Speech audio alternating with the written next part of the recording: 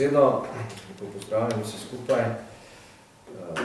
Kultura je beseda, ki jo pogosto uporabljamo za vsakdanje življenje, tako zasebno kot tudi profesionalno.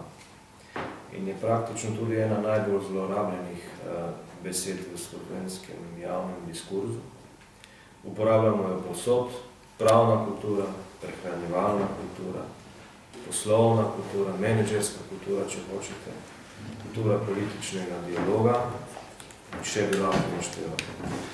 Seveda bi jo moglo biti čim več, so jo pa stranke hkrati v svojih volilnih programih večinoma izpustile.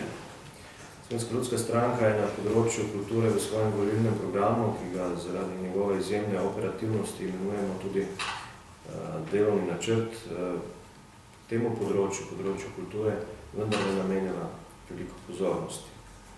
Dejstvo je, da so prednostne naloge Slovenske ljudske stranke v delovnem načrtu za prihodnji mandat vendarle posvečene ukrepom za izhod iz gospodarsko, socialne, finančne krize. In to bo seveda tudi naša osrednja naloga.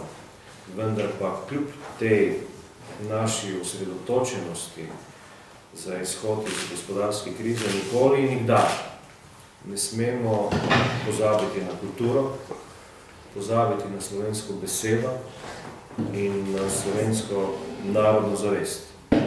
Kajti, kaj nam bo pomagala zmaga nad krizo in gospodarski razcvet, če bomo na ta račun poteptali svojo kulturno in narodno identiteto. Ministrstvo za kulturo zato v našem načrtu ostaja samostojen resor, povezan sicer z športom, pa vendarle ostaja takšen, kot je bil vseskozi. Kultura je bila namreč vselej konstitutivni element slovenske države.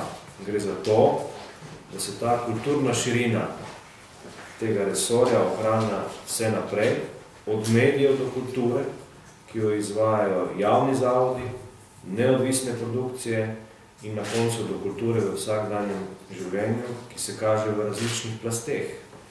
Najprej je tu skrb za slovenski jezik, potem pa tudi skrb za lastno kulturno identiteto. Od tu pa do vprašanja samooskrbe, poštenosti in transparentnosti družbe, pa je v bistvu samo majhen korak.